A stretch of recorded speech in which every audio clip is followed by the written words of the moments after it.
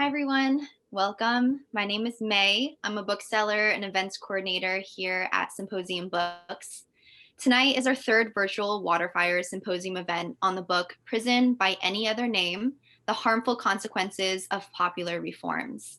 We're so excited to have co-authors Maya Schenwar and Victoria Law in conversation with directly impacted local organizers, Cherie Cruz from formerly incarcerated Union, Rhode Island, and Aria Serenity from DARE Behind the Walls Committee.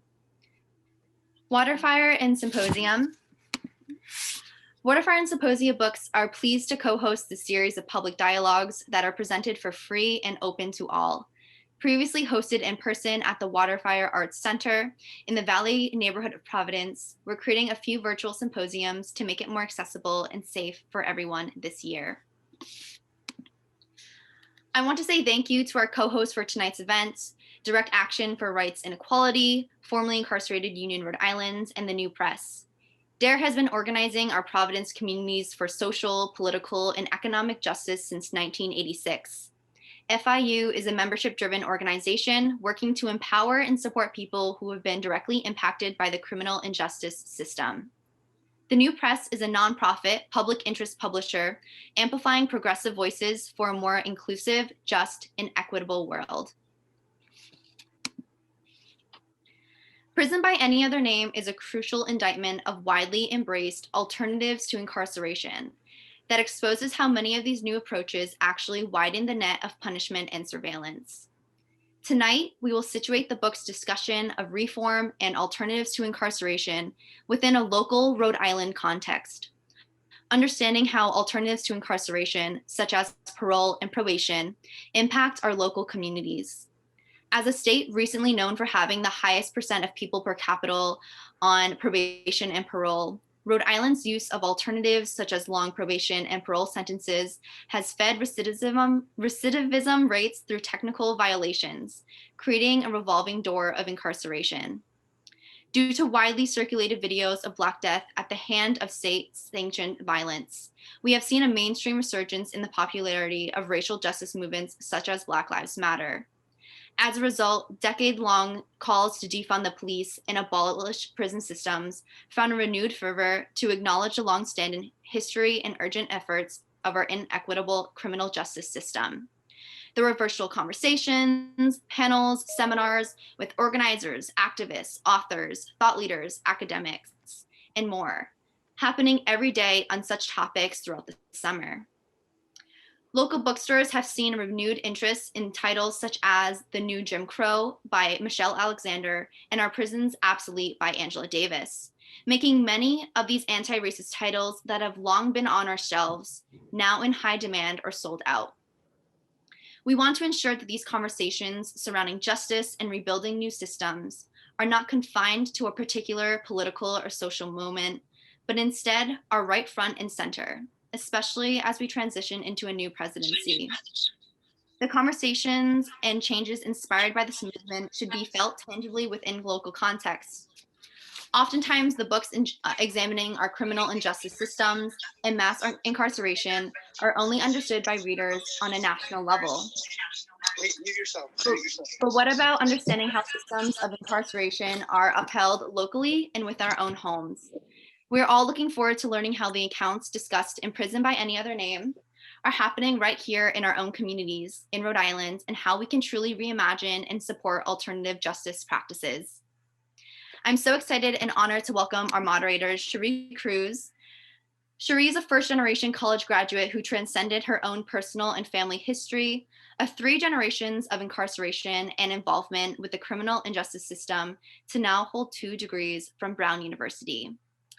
Cherie is an active member in our community, working towards empowering and lifting the voices of people who have been directly impacted by the criminal injustice system, and is a founding member of formerly incarcerated Union, Rhode Island. Aria is a formerly incarcerated trans, non-binary lesbian who is a prominent renegade activist and prison abolitionist in Providence, Rhode Island. Aria works with Trans Lifeline as the Inside Advocacy Coordinator. Aria focuses her work supporting trans and non-binary folks that are currently and formerly incarcerated throughout the nation. Her work includes providing resources, gender marker, and name changes supports, as well as providing financial grants. Cherie and Aria will be in conversation with the co-authors of Prison by Any Other Name. Maya Schenwar is the editor-in-chief of The Truth Out. She is co-author of Prison by Any Other Name, as well as author of Locked Down, Locked Out, and the co-editor of the anthology, Who Do You Serve, Who Do You Protect? She lives in Chicago. Victoria is a freelance journalist and co-author of Prison by Any Other Name, as well as the author of Resistance Behind Bars and co-editor of Don't Leave Your Friends Behind. She is a co-founder of New York City Books Through Bars and lives in New York City. I'm honored to be in conversation with all of you tonight on such an important topic. Thank you for all the work you do in our communities to challenge our current unjust systems. You can purchase this book in store at Symposium Books or online on our website. Thank you for joining us again, and I'm pleased to welcome Maya, Victoria, Cherie, and Aria. Thank you so much. And we're really, really glad to be here tonight, even though for me here means in the corner of my bedroom. I wish we could all be together in person, of course. So I'll say a little bit about the book, and then Vicky is going to talk a little more specifically about probation, since that's one of the most relevant topics, I think, to our conversation tonight. Vicky and I came to work on this book a few years ago because we saw a trend happening. More and more people were getting interested in confronting and challenging the violence of incarceration and policing. And that is still the case this year. The book came out a couple of months ago, and of course, amid the resurgence of the Black Lives Matter movement. And we're at this point right now where even mainstream politicians have been forced by movements to acknowledge the existence of racist police perpetrated violence and also the violence of prisons. And also the way that COVID has been tearing through prisons and jails has forced more people to face the reality of how brutal these places really are. But a lot of what mainstream politicians, both Democrats and Republicans, are proposing to deal with these issues are surface level reforms. So Prison by Any Other Name is about all the ways that reforms simply offer prison alternatives that are replacements for prison. So they don't shrink the system, they don't confront white supremacy or colonialism or any of the system's oppressive roots. They just replace one punishment with another kind of punishment. So these are alternatives like electronic monitoring devices, probation, confinement-based drug treatment centers, so mandated treatment, sex worker rescue programs, psychiatric institutions, so civil commitment centers. And these practices are all about confinement, isolation, punishment, and control. And in these senses, they have a lot in common with prisons. So all of these so-called alternatives that we're going to talk about tonight expand surveillance and policing instead of shrinking it. And they hurt larger and larger numbers of people, particularly Black people and other people of color, disabled people, deaf people, trans people, sex workers, and drug users. So we need to realize that prisons aren't just brick and mortar buildings like the institutions that we picture in our minds when we think of prisons. And police are not just people with guns and badges patrolling the streets, although they are also that. We have to be thinking about how social workers do policing. Teachers are enlisted to do policing. Doctors and nurses are enlisted to do policing. And many of us, just as residents of our neighborhoods, are recruited to do policing. So, for example, right now, community policing is on the rise. And so that's actually a process of recruiting community members to do the work of the police, to call the police. And it has also become an excuse to put more cops on the streets in Black and brown neighborhoods and expand police budgets as well. We also want to talk about how social workers do policing through child protective services and the foster care system, and how caseworkers serve functions often that are similar to the functions of the police, surveilling families. And we need to acknowledge how schools become spaces for policing. And this means school police, but also the disciplinary practices and surveillance practices that are happening in schools. So we need to look at all the ways that imprisonment and policing are embedded in our larger society. And I think that the reason that this is so crucial to talk about is that if we don't break out of this punishing system and expand our imaginations beyond these alternatives, then when we think about what do we do instead of prison, then we're thinking, well, if we can't put people in a cage called prison, then we have to find another kind of cage to put them in. That's some of what's playing out. So I'll give you one example, and then I think Vicky's going to talk about some more examples that are relevant locally. So recently there's been a huge expansion in electronic monitoring, which basically is putting an electronic shackle on someone's ankle and forcing them to stay at home or within certain boundaries aside from pre-approved departures. And I think we're going to talk about this more later tonight. And in 2005, 53,000 people were on electronic monitoring across the country. And recently, estimates have put it around 200,000 and possibly many more, especially with COVID. There's been a rise in electronic monitoring. And when I say that people must get that pre-approved permission to leave the house, a lot of times it just isn't granted. So when we were writing our book, we heard from people who were scared to access emergency medical care because they'd be violating their monitoring restrictions. And I know when my sister was on electronic monitoring, she served 2 sentences on electronic monitoring. She did not go to the emergency room in 2 different situations for this reason, because she was worried that she would violate those terms of her monitoring. And that's not simply about breaking a rule or not wanting to break a rule. It's because if you violate your electronic monitoring, the penalty for that could be going back to prison or going to prison.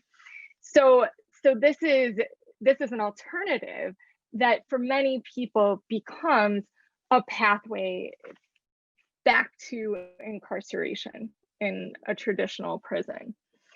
And so of course that can prevent people from doing all kinds of things, grocery shopping, getting basic supplies, taking your kids for a walk. And that's something we can talk about more later. One person we interviewed said she couldn't even take the garbage out because the garbage was at the end of her housing complex. And so I think sometimes when we talk about alternatives like this one, people say, well, isn't it better than prison? Therefore, it's good. It's better than a brick and mortar prison. But I think we need to get out of that mindset that just because it's not prison, just because it's a little better, that it's not oppressive. Of course, it's still a form of a cage. It's still built on a foundation of white supremacy. And I think that when we get into these conversations, we need to think about how this can become a cycle, and also how this is built on the same foundations as other forms of incarceration. So you're not actually uprooting anything with these kinds of reforms. One of the things that Vicki and I talk about in our book is the way that these kinds of alternatives actually widen the net of surveillance and punishment.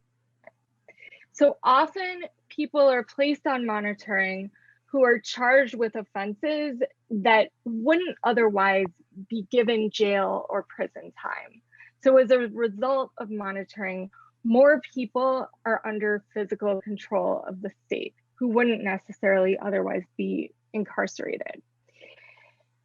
We have to keep in mind, I think, especially now with Biden coming into the White House and a lot of people kind of breathing a sigh of relief, that the work is not done, right?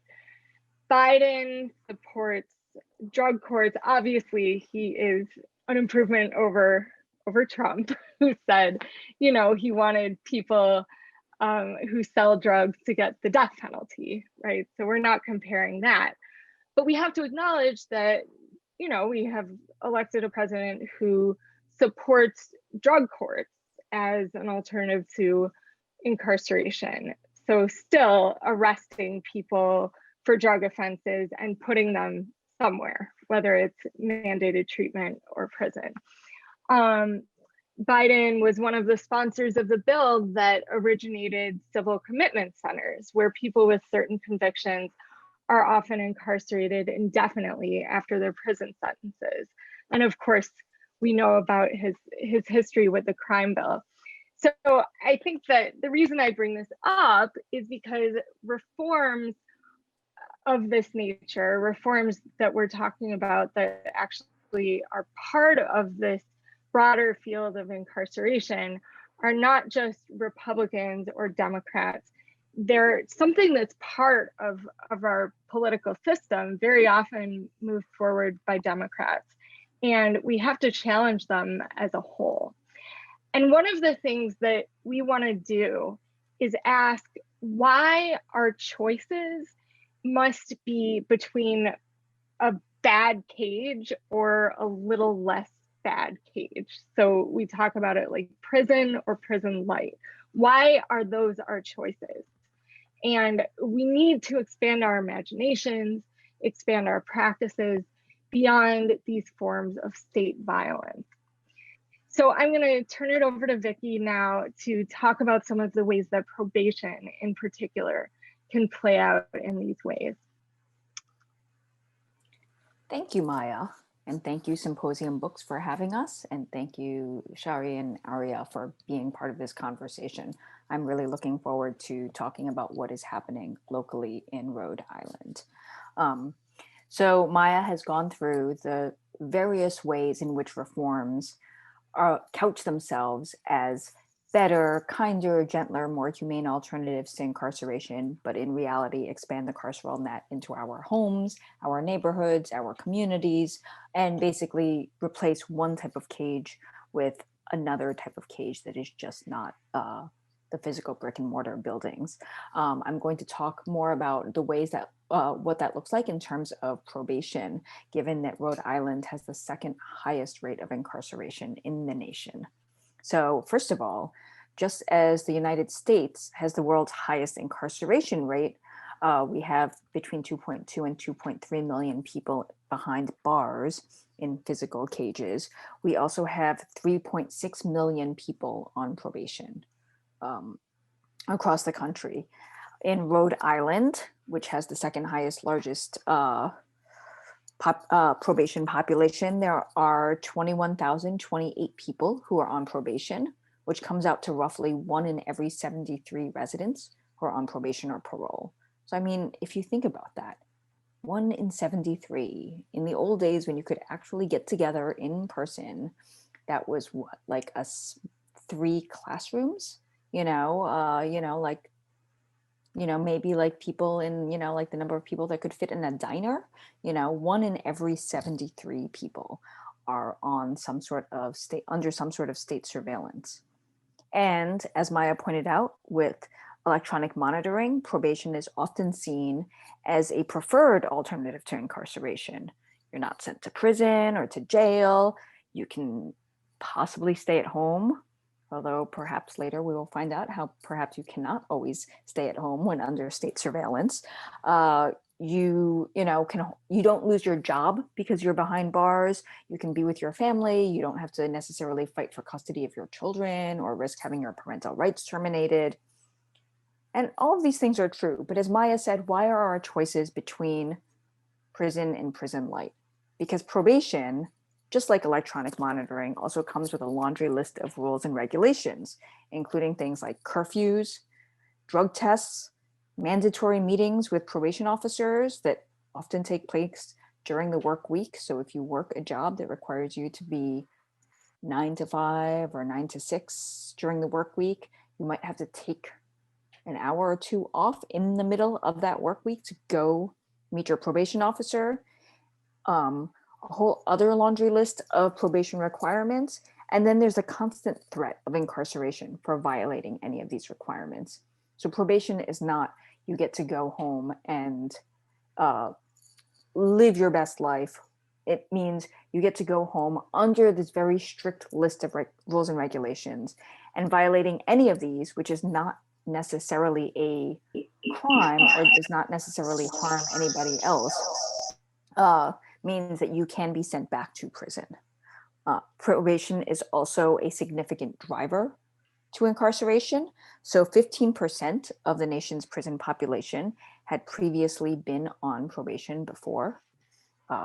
In Rhode Island, 26% of men and 23% of women who are entering prison in 2019, so last year, were sent to prison for probation violations.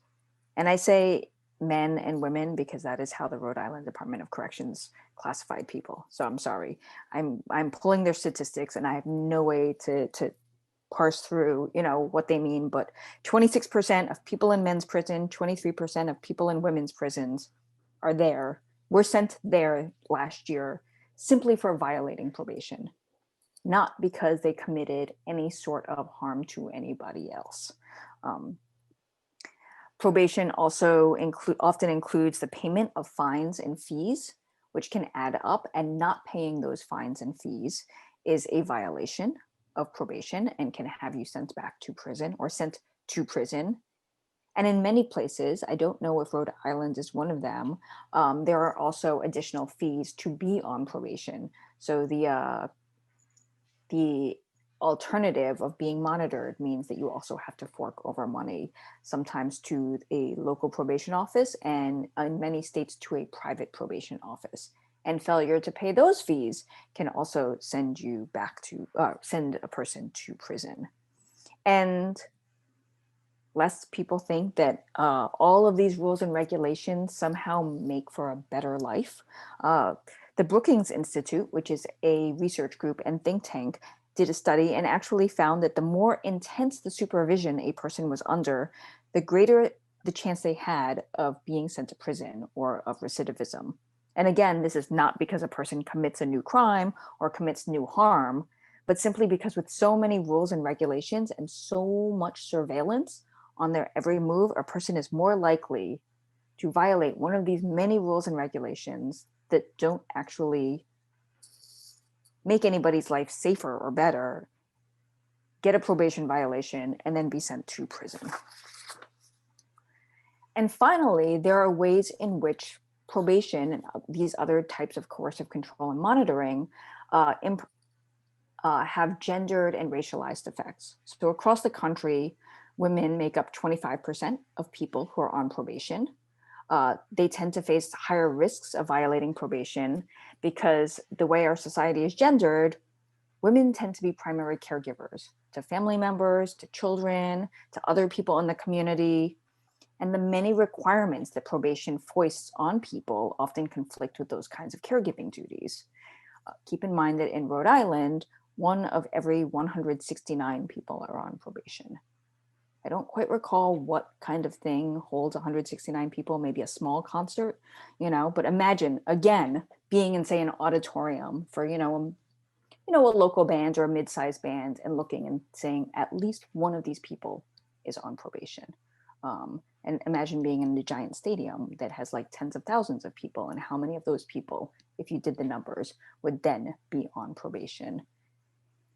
And then in addition, Black people across the nation make up about 13.4% of people in the United States.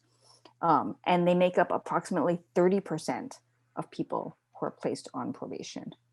So we can see that just as arrest, policing, incarceration, prosecution adversely falls on and disproportionately falls on Black people, we also see that people who are Black are more likely to be sentenced to probation for things that perhaps their white counterparts would not be sentenced to. They would just be told, go away, don't do this again, you get another chance.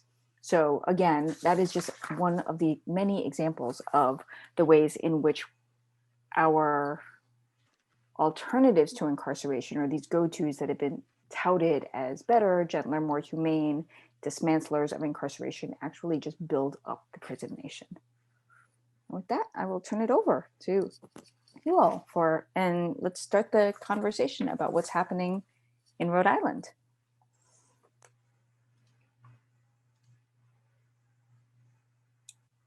Yeah, thank you so much, Maya and Victoria, especially, one, for writing this book, because even though on a national level, we see these common themes throughout every state in the country, and Rhode Island is no different.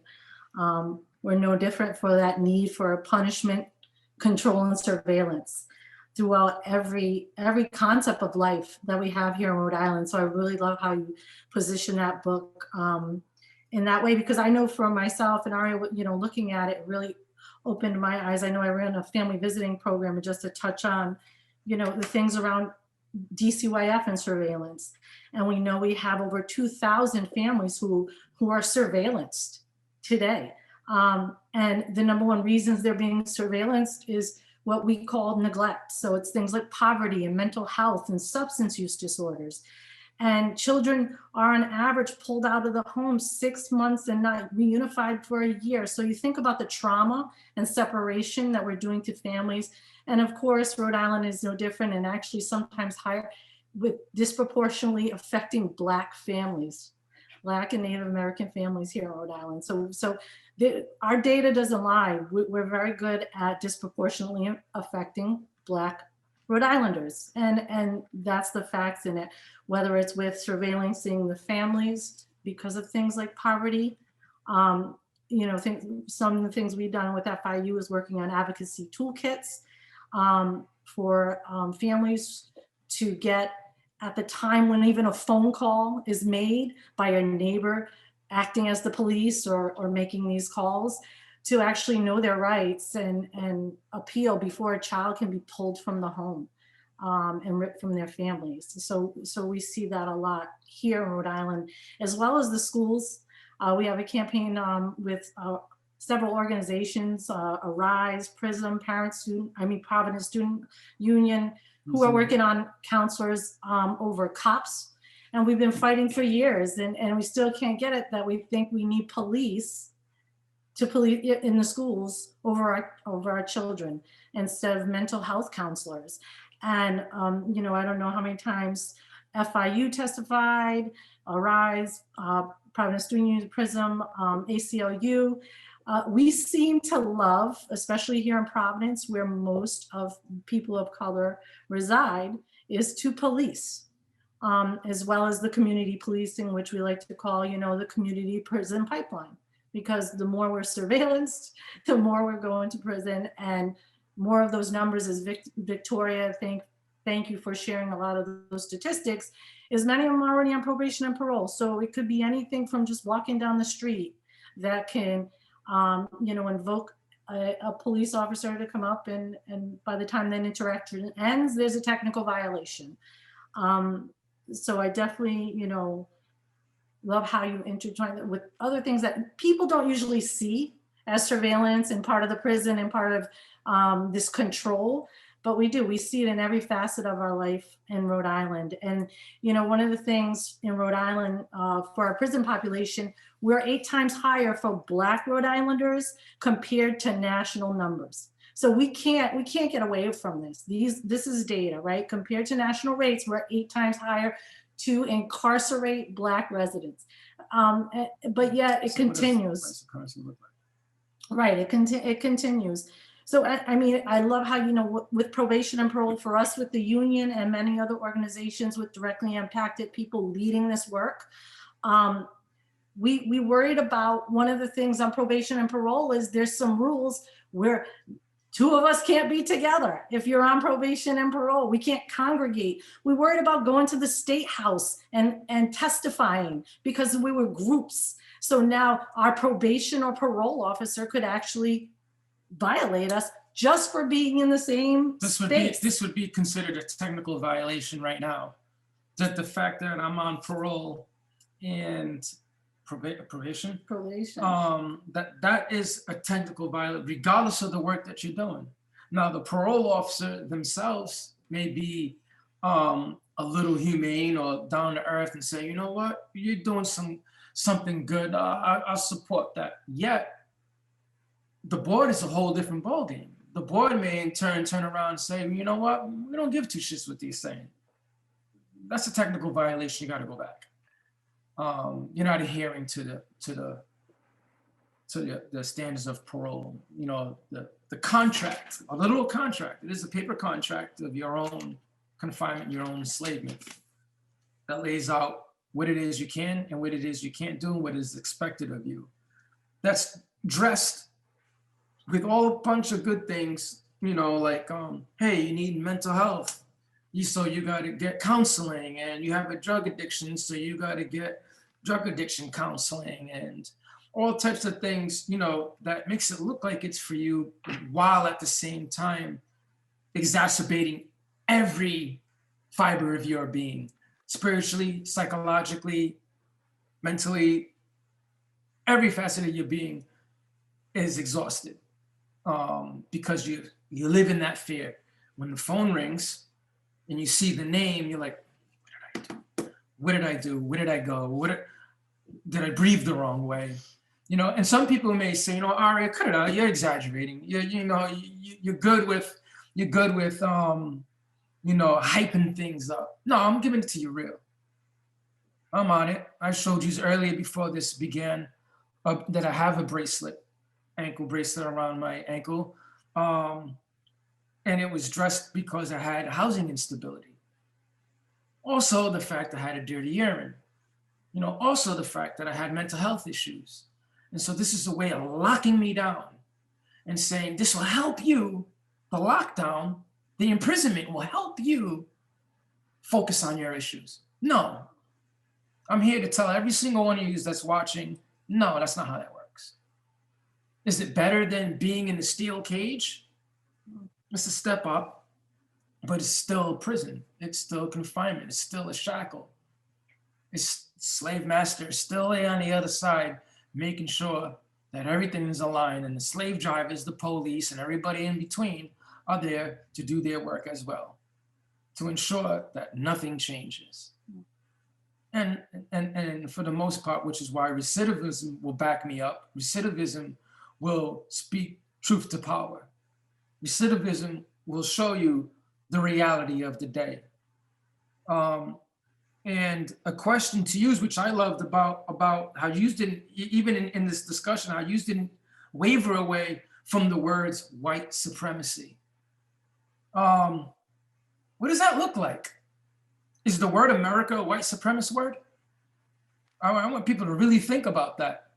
Is the word America, which we throw around and we wave this flag, is that a white supremacist symbol?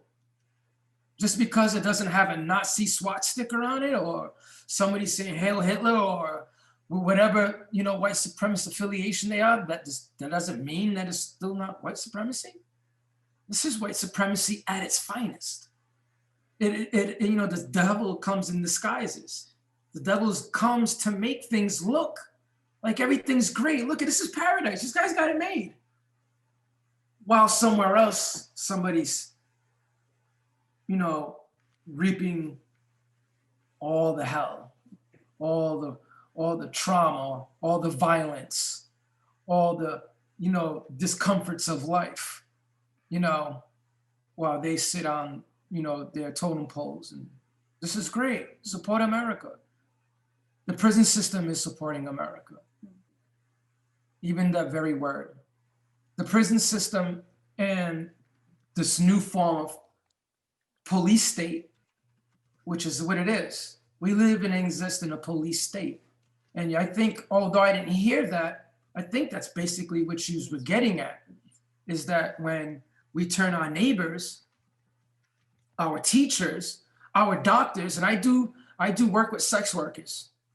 I'm also a member of Coyote, and a big shout out to Bella Robinson, who does a hell of a good job out in Providence, Rhode Island, supporting them women. And I'll tell you what, when someone goes to them hospitals and says, hey, I was raped, I was doing this, who do you think gets the other call? The police. Now we got to make a report. Oh, and by the way, you're a violator. You got to go back. And maybe you might find yourself at the end of a bracelet, all because someone decided to have their way with you and you sought help. See, seeking help is a crime. You get punished for seeking help. And when you become wise enough and politicize yourself enough to be able to speak truth to power, then you become what's called a pain in the ass, a punk, a troublemaker. What's the other word? It's you know, someone that's always against the state. You know, you're against the state. Everything's against the government. There's a word for it. I think it begins with an R or a D. Anyways, my mind's traveling. But the point is that we become anything other than the truth, and that is, you are wrong in your approach. And you're wrong and you're dehumanizing us. You're wrong in punishing me and people that look like me for our mental health disabilities, for our drug addictions, which are medical, right? Medical. So I go out and smoke some crack tonight, and I go take a urine, which serves no purpose other than used as another police state tool to say, hey, I'm using, bring me back. That's all it does. It's a snitch tool. Right. And so you punish me instead of sitting down at a table and say, hey, what is it that we can do to help you, to best serve you? I would like to know from you is if you can define like how these institutions, hospitals, clinics, all these places have become like some of the greatest friends of white supremacy.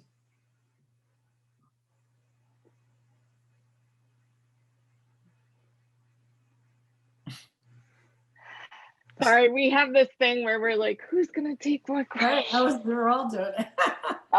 Yeah, it's just Zoom is weird. No, I think it's such an important question, and one of the things I think you got at, which like I think for a lot of the groups that we talked to, it's like people push back against this idea that institutions that are not called prison can be or police can be agents of white supremacy, because they're like, well, no, they're the good institutions, the ones. And actually, this morning I had a really weird experience because I talked to a class of nurses, and they asked me to come in to talk about like basically they're serving a like what they call the transitional facility, and it's basically like people are locked down in this facility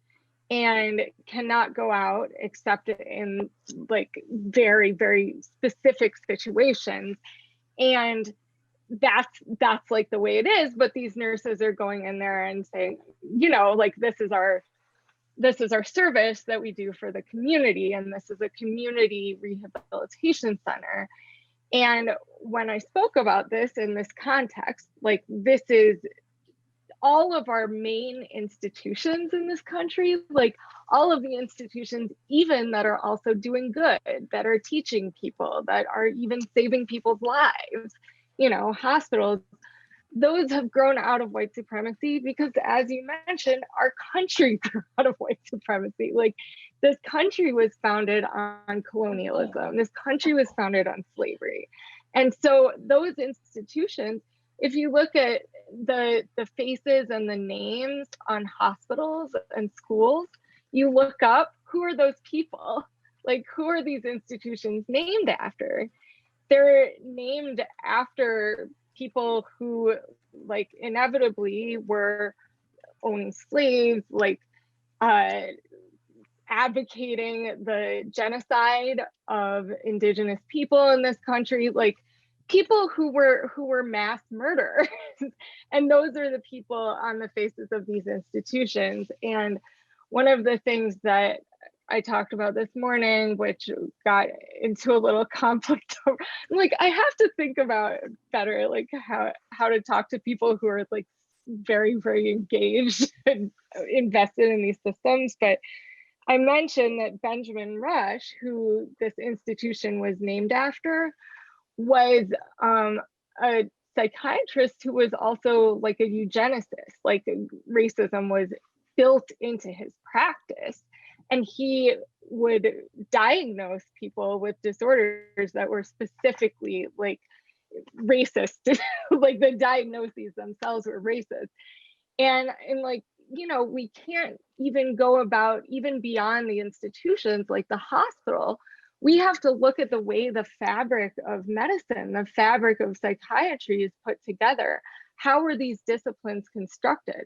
That doesn't mean that there isn't good there, that there aren't useful things like within some of these fields and practices, but we have to be looking at the roots, and we have to be digging deep and exposing those roots, because otherwise we're just going to keep growing out of these same rotten systems. And I don't know, Vicki, if you want to add that.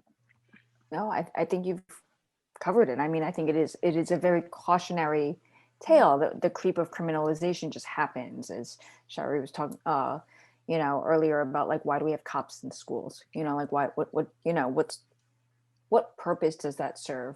Especially when we see that mass shootings happen again and again and again. And in Parkland, there were cops in the school. And what did the cops do? They left. So it's not that you have cops there to prevent violence, such as mass shootings, which are terrible and traumatic and tragic.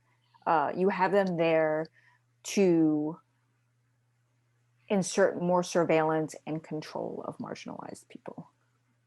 So we have to be very careful, because we always see this creep coming in, right? Like, we have to, you know, we have to start drug testing pregnant people who fit a certain profile. Whereas, you know, like in New York, and like these like Upper East Side, Upper West Side doctors' offices, you know, they're not drug testing. They're wealthy clients, you know, who come in pregnant and, you know, maybe using. You know, they're not referring them to child welfare. They might, you know, refer them to rehab. They might be like, hey, you know, Mrs. Smith, you need to not be using right now because these are the adverse effects on your fetus. But they don't say, like, pick up the phone, call 911, you know. So we have to be careful of this idea that criminalizing behaviors is going to, or criminalizing people is going to result in more safety, rather than just more people who are criminalized. And I'm glad you brought up the medical field. And while I was listening to Ari as well, these are public health crises, right? We saw it too with COVID in the prisons in Rhode Island. There was many of our organizations, FIU, DARE, other grassroots organizations that, you know, protest and fought and you know, worked with, you know, public health professionals, you know, to say this is a public health crisis, you know, when we wanted to decarcerate. But this is also when we talk about, you know, Rhode Island, you know, they're trying to move in this place to be humane towards people with substance use disorders, but yet they just can't let go of this control and this punishment and this surveillance of a health condition. And I love how you put it, Victoria, because it's true. You know, in suburban areas, there's mothers using, and you know, they're not being policed. And then we see, and in my, you know, in my day job with family visiting, I see it all the time. Moms, they're being policed, they're being overseen, they're being threatened of their children ripped from them right after giving birth. But yeah, when does the help come in? When does the support without this control, punishment, and surveillance happen? So when are we humanizing people, right? So we're dehumanizing a whole class and race of people in Rhode Island, and we're doing it now. And that's the thing, the push that we're having as people directly impacted is getting these people, these you know, these leaders up there at Department of Health and, you know, DOC, at the governor's office, you know, the mayor's office, whatever they're doing, like that. Can you think of one alternative that does not include control, surveillance, and punishment? We actually consider people as human beings and their health and well-being and safety first. And we actually care for the person, like people over prisons, right? People over this. You know, when I was inside, and I would write grievances or, you know, just wild the hell out because I have an officer who's acting a fool, or just because maybe I'm acting a fool, and, you know, I'm tired of being locked up. I'm tired of being, you know, dehumanized. And so I'm gonna give you the animal that you want to see. And I always heard the words custody and control. And I heard it then, and I thought when I came out that those words would slip my mind.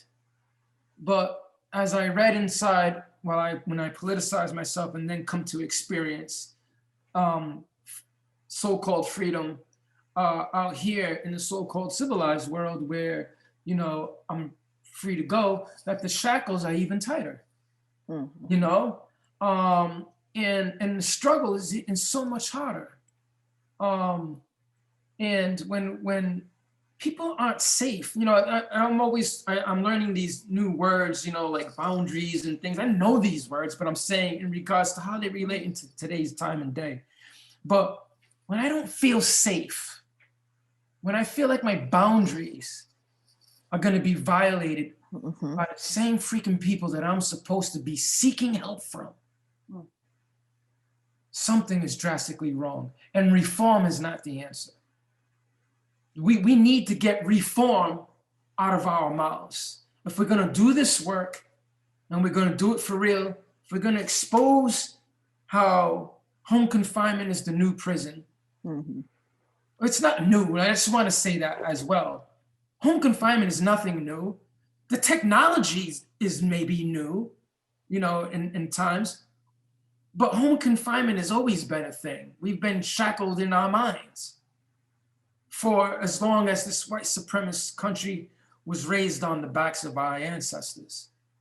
So what I want to know is, and what I would want people, including certain chapters of Black Lives Matter, you know, when are we going to get reform out of our mouths? Because that's just like Malcolm said, put a knife in your back, put it out halfway. Don't tell me you gave me relief. You get what I'm saying? So when are we going to stop putting knives in our own backs and asking for help? Hey, hey, I need help, but I'm going to get along with this organization while I'm stabbing it all up in me. You know, when are we going to seek, here's that word, revolution? And revolution is violent. And I'm not talking armed guerrilla warfare at this point. I'm talking an overthrow of minds, organizations, and systems that are set, that are cemented in the minds of the people, that allow this stuff to happen, that you so eloquently laid out in your book. You bring it up. So in Rhode Island, you know, our biggest budgets are, no surprise, right? Police and prisons. I mean, we had a campaign right now with a group that, you know, to close High Side, close Supermax. It's a very, you know, handful of people in that building. It's substandard. It's like the health outcomes are awful for people in it because the building is so, and they just, want to keep maintaining, paying our tax dollar to keep that building open, right? We need to close it down, shut it down. But it's this mind of punishment, control, and surveillance that even doesn't want to make you say, like, they don't even listen to the cost savings. God forbid Or you the build a public hospital. health. Oh, well, and there it is. So it's like when we get education and hospitals, programs like reentry campus, like that are getting people from prison into college, like when we start funding those things and stop funding these prisons, we as a people in a community say, hey, I'm done giving my money to these places. And just tear them down, because that, and then invest in these things like Aria was saying, you know, these things that, these services and supports that every human being needs. When are you going to see us as human beings? We have a thing that I learned inside through this. Actually, the Honorable Elijah Muhammad had it in one of his trainings for the FOI, and the Nation of Gods and Earth then picked up and maybe reformed and shaped in a different way. But it's called the 12 Jewels. You know, so I always want to know, when are we going to start giving that to ourselves? Knowledge, wisdom, understanding, freedom, justice, equality, food, clothing, shelter, love, peace, and happiness. 12 jewels. When we can wear those like crowns on our heads, when we can honestly sit there and look at one another and say, you know, that person you just drove by that's panhandling, that needs some money, when we can pick them off the streets and actually help them and save them, and other than incarcerate them, then maybe we've evolved somewhere. But it's not going to be under this system which you guys, so like you put it out, the new Jim Crow book did an excellent job doing the same thing. My issue is that we close high security down, we leave the building standing until, you know, there's an overpopulation and we need to put more people in prison. So why wouldn't we build, just, I mean, maybe just as an activist in me, you know, build a center where we can allow drug addicts to go and use their drugs, get it? Use their drugs in rooms safely while they're being monitored, and at the same time have counselors there who are doing this real work like us and pay them the real money. Yeah, there's some great counselors out there that get paid really low who still get public assistance. And little by little, I guarantee you, little by little, I've been out there, and even in my addiction, I've been out there standing right on that side with that same bum that's panhandling, dressed like I'm probably wearing like $300 worth of clothes right now. And I'm dressed like this, standing there with them and speaking to them on that level. This is what they want me to tell you. This is what they want me to bring to you guys. Why are we not providing those services to people? So right. Yeah, I think it's, well, Vicky, do you want to start? Well, I mean, sorry, we're doing that. We're doing that thing again where we're like, if we're just sitting next to each other, we could just poke each other, but we can't do that. I mean, everything that you're saying is totally true. Why don't we have these things? But I mean, also the fact that the United States spends more on, like, state by state by state, policing and prisons than things that actually, supports and resources that actually make our lives better. Like, so, I mean, if you look at the fact that Rhode Island spends so much on policing and prisons, and, you know, compare that to how much it spends on affordable, accessible housing. I don't know the answer to that.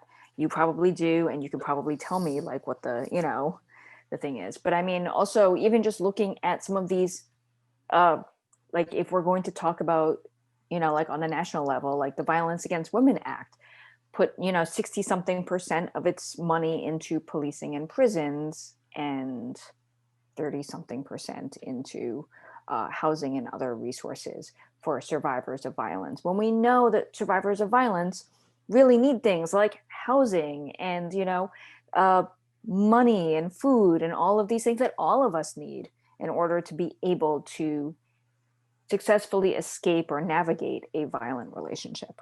But instead, the solution is just more money into policing and prisons, more money into policing and prisons. Doesn't matter that it does not solve this problem. Doesn't matter that what people say time and time again is, I would have left except I had nowhere to go. Doesn't matter that time and time again people said, I would have left, but there was no childcare.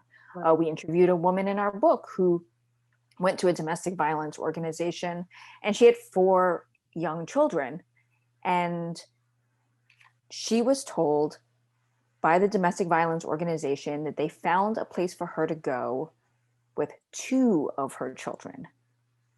Now, this woman then was faced with the choice of, if you go flee to safety, you must choose which 2 children you love most and which 2 children you are willing to discard. So she stayed where she was. And then the domestic violence organization, which was a mandated reporter for child abuse, called the child welfare authorities and reported her for exposing her children to violence and being in an unsafe home. And child welfare came and they took away all 4 children and told her to go get safe. They didn't give her a housing voucher. They didn't help her move to a new apartment. Hell, they didn't even take her for the night. So they just took her children away, and that was it. We have a lot of families like that here, Vicki. So I'm so glad, Victoria, I'm sorry, that, I'm working with a couple of families just like that. Mm-hmm. So they're threatening to take the children because they can't afford housing, but then they take the children and give a foster home $2,000 childcare credit and food stamps to take the child because the parent can't afford housing. That is happening in Rhode Island. We see it all the time. Yes. So again, it's sort of this idea that you punish people and somehow this will make them be able to have these resources and supports magically, that the US as a government and as a society continues not only to fail to provide, but keeps cutting out from under people. So, housing grants get cut. Assistance for, welfare got cut in the 1990s under Clinton, right? Financial benefits that would help people not be financially tied to abusive partners get cut. And then what choices do you have when everything shrinks down? So everything that Aria is saying is we have all of these lacks and absences and gaps in our society. And what do? We just put more money into policing and prisons. Yeah. No, I absolutely. And Aria, I love that you brought up safe consumption sites and, safe injection sites, because that is something that is proven to work. It is proven that there are fewer overdoses, there are fewer people contracting diseases, there are fewer people going to prison when those sites exist, when people are actually able to use without being in as much danger. But those sites are resisted at every turn.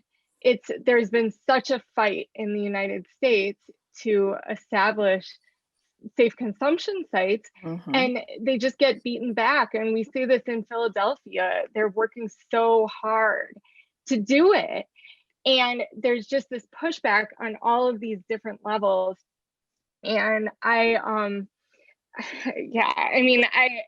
would entail the pushback is because that would entail of getting it right. You can't get it right. You can't. And in Rhode Island, we're pushing for that with organizations like Protect Family Person Project, They Renew, pushing for, FIU and other organizations like safe consumption sites, decriminalization of possession, things like that. But again, these are things we've been fighting and fighting and fighting. And I feel like, back to your book, this is what we need, is more literature like that really just demonstrates this isn't something nuanced here. This is across the country an issue. And there's a lot of work that can be done. I hate performance because everybody want to be on stage and get an Academy Award. So when I drive down the west end of Providence or the south side, and I see everybody with these Black Lives Matter in their window, but yet them faces and bodies, they are the same bodies that are gentrifying the areas and not getting involved, really involved in those issues that would, consist of maybe putting some real sacrifice behind something. You know, like I had a conversation with some PDs yesterday, public defenders.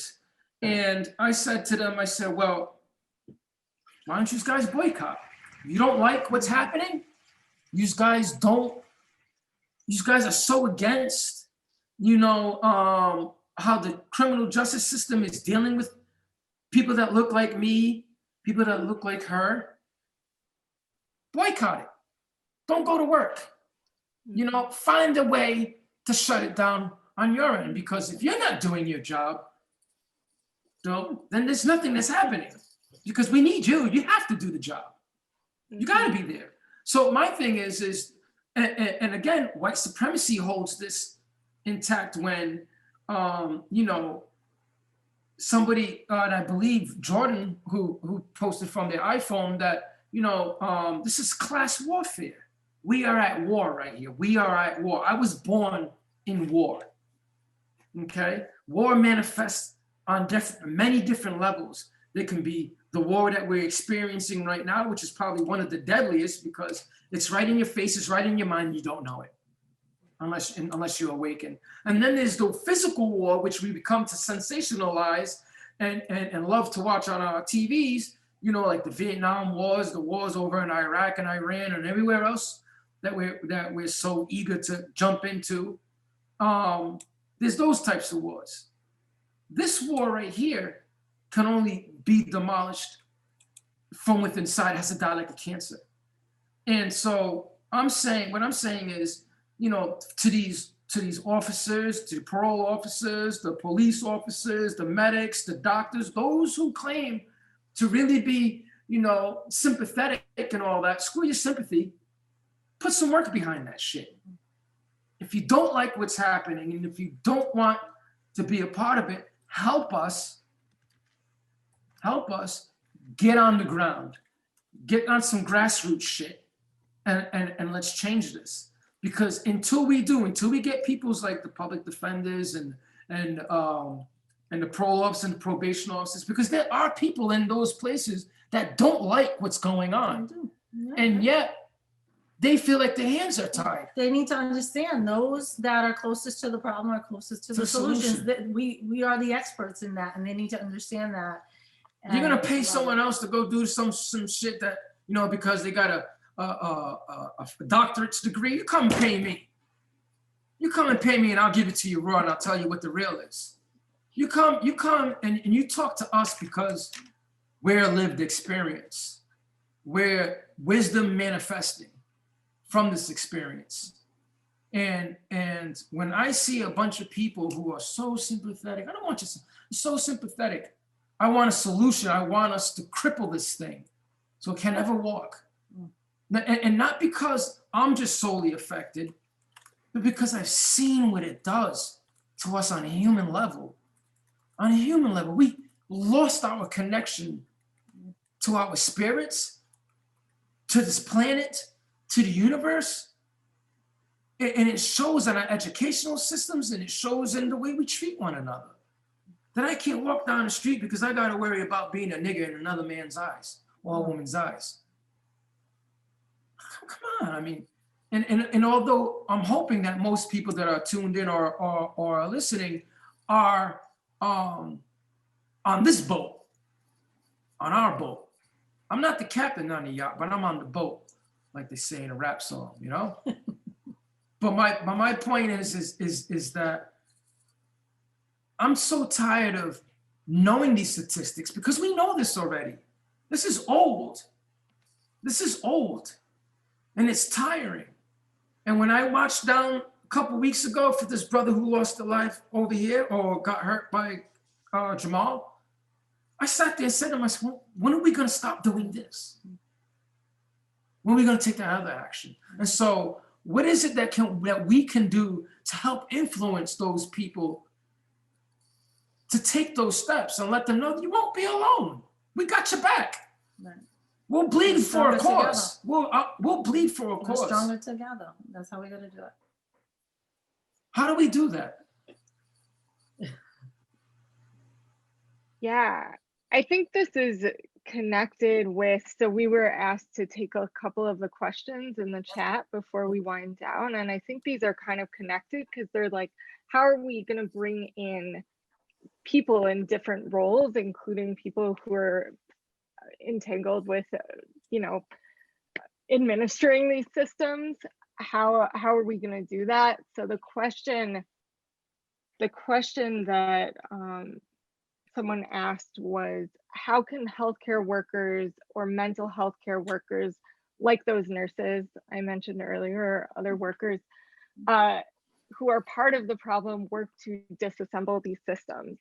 And I think there are actually really powerful examples out there, but they have to do with, Aria, kind of what you were mentioning with this idea of going on strike. They relate to actually directly going against orders, if that makes sense. Yes. So here in Chicago, for example, there's a group of social workers called Social Service Workers United of Chicago, who have declared themselves an abolitionist organization of social workers. And they put together a guide what to do instead of calling DCFS. And they put together like a practical guide for that. And also they're speaking out against all the ways in which social workers get mixed up in these systems and enlisted to police people. And they're going into social work schools and they're recruiting other social workers. So I think that question about nurses, mental health workers, it's partially a question of organizing. So it's not just about like, I guess if you're an individual social worker or nurse, like what can I do myself? Yes, that's one thing. And thinking about your individual actions, but also how can you organize, because that's where our power is. And I'll say one more thing about that, which is just if I can think about it really quickly, was that so as I don't remember if I mentioned earlier, but my sister was incarcerated on and off for 15 years and also kind of pulled into some of these systems, including mandated drug treatment, electronic monitoring, and mandated mental health treatment. And she would talk about the social workers who would sometimes come in and support her as actually more insidious sometimes, or, you know, like ultimately more damaging even sometimes than some of the prison guards, because they made her think they were her friend. And then they would report her to DCFS, and the next day her daughter is taken away, or the next day her probation officer is called, or the next day she is thrown out of her treatment center, which is actually that's the way that she died of an overdose, when she was thrown out of the treatment center based on a social worker's call. And so I think that people in these positions need to be thinking about how to actually defy orders and how to organize while doing that, because it's not going to be a nice solution. And I think everyone here has said it. It's not going to be neat and orderly. It is not going to be soft and gentle. Like there will be, obviously we have to show each other kindness and gentleness and love, but the ultimate solution is not going to be something that just like goes through softly and nicely. It's going to be disruptive. People need to stop letting fearmonger affect them. Stop living in fear. Yeah. You live in a country that thrives off of it, capitalizes off of it. Stop living in fear. You see something wrong, I like to tell the therapist there, if you know that you're not a licensed therapist and you're sitting your ass down here to talk to me, taking a position because it can be filled, then you need to speak to that. If you know that there's corruption going on within this, just like you would tell us to come out here and start telling other people when you see a crime happen, well, you need to do the same shit on the inside. You see that your coworkers are doing something wrong. You see that the system isn't right. You see that the prosecutors are snowballing people. It was, like I stated yesterday, on Dateline, they literally had mics there, and you could hear the backdoor handling of someone's freaking case. And they did absolutely nothing to punish those people. It was business as usual. And someone mentioned about mental health workers, you talked about, Maya, this trust, right? Breaking down of trust in every interaction with another human being. So people are coming for help and they don't even have the foundation of trust. If you're a mental health worker and you have this foundation, you need this foundation of trust. You also need to address the fact you're coming in a power dynamic. You're coming in with a power, and you yourself have to be reflective and look at yourself as a mental health worker and say, you know what, I'm coming in to help empower this person, not to be over this social control. And so if you're a mental health worker or a social worker coming in that you have this control of a person, you're in the wrong business. You should not be working, because you need to address that power before you even walk in the door. And really the power belongs to the person who's struggling. Your job is to empower, to keep it confidential, to support them along that journey. And really, if you come in with other types of motives to control and to tell on and to punish and to fearmonger, it definitely is going to it's not going to be good. You're actually fueling this system we're talking about today. So I think really mental health workers and social workers need to look at themselves. If they're coming in, oh, poor you, and I want to, save you, you're in the wrong profession. Save yourself. That's not for someone else. They can save themselves. This whole book is about the new electronic monitoring and turning homes into prisons and police states and things like that.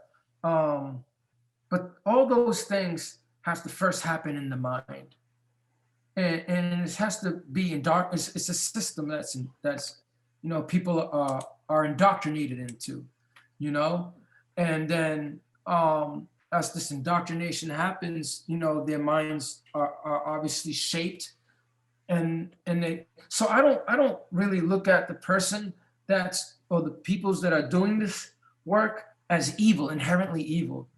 I see them as confused. I see them as, lost,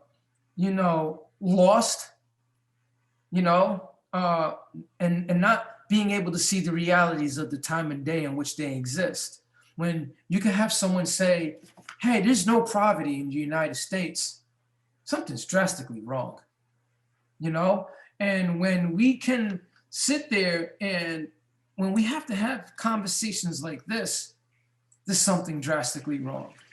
So we know what the problem is, and I keep saying it. We know what the problem is. So for the person that asked about, what can healthcare workers do and this and that, Maya said it best. When I said it, boycott, stop, put them on blast.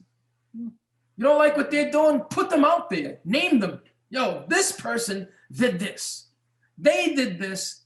It looks like this. Because people are dying. People are suffering. I'm suffering.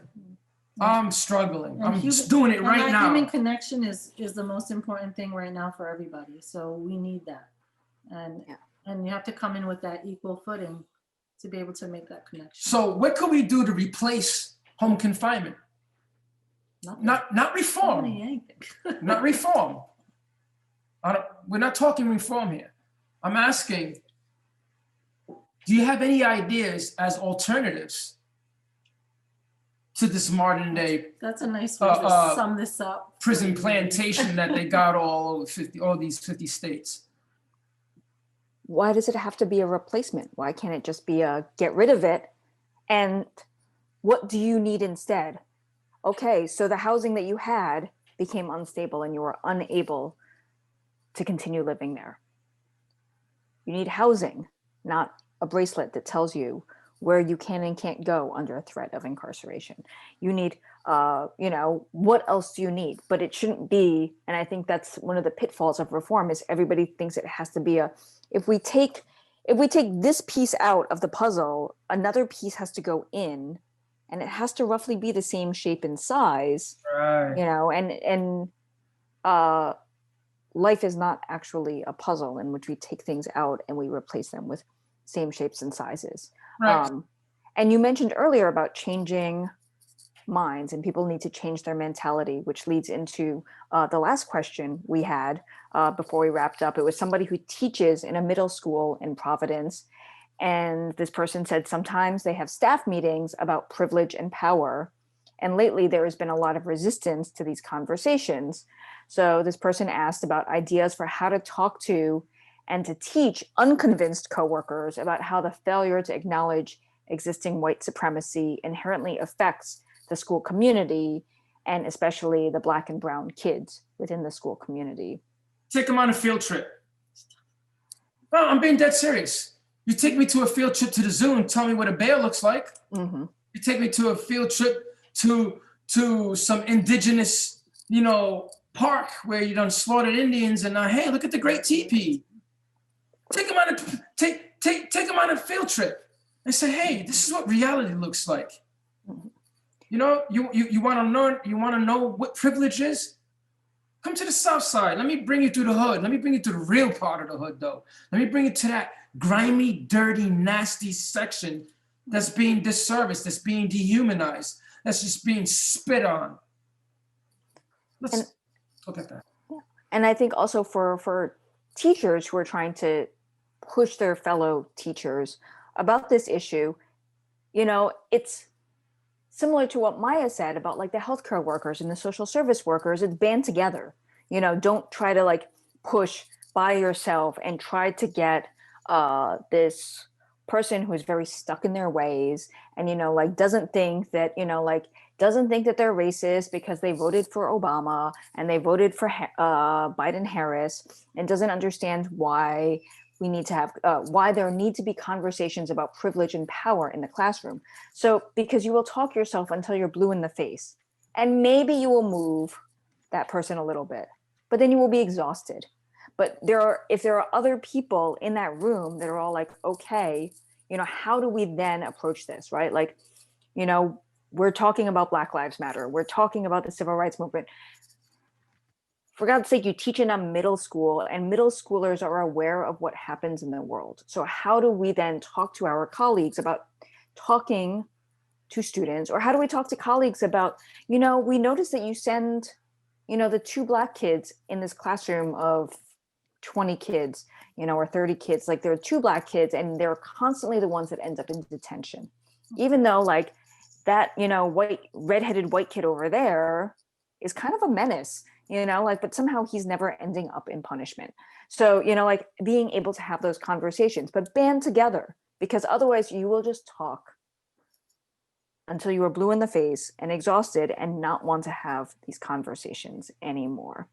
And also, there are resources for teachers. I am not a teacher, on how to, talk to students of whatever ages around power and privilege. And these might be resources to share with your colleagues, who might be more amenable if it is a book written by some educational professional rather than somebody that they just see as a peer, who might be a newer peer or a younger peer or a peer of color or something else that might allow them in their head to dismiss these concerns.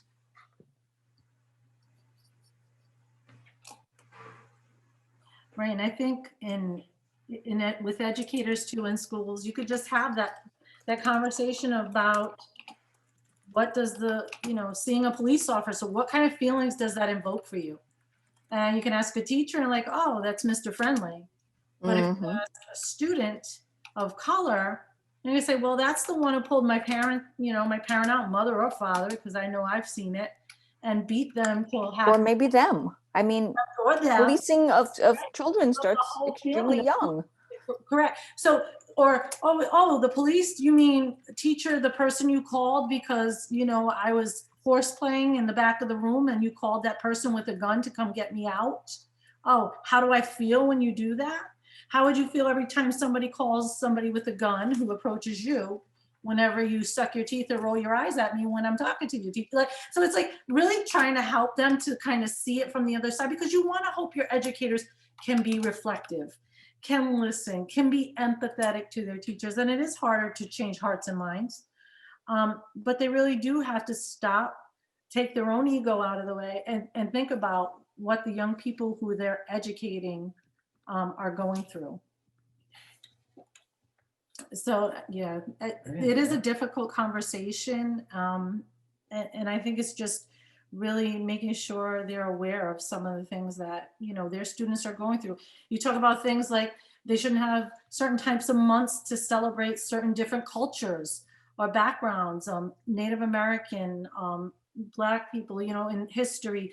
You know, it should be done all year round, right?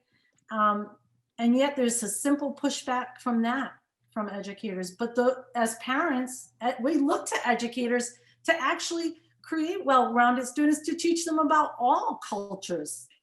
And so you think, well, you're an educator, right? And this is what we do, we educate. But they even So we police wanna what be they're open. educating, though. That's the sad part. They're actually policing what they're educating.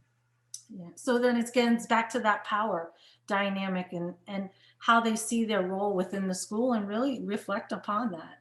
Am I here to police, control, and surveillance, or am I here to actually educate? And that was, you know, that's really how I see it. I'm going to jump in here. I think that's such a great question to end with, and a thought to reflect on. I don't know if everyone can see my shared screen here. Can everyone see it? Give me a thumbs up if you can, or no, is it not? All right, great.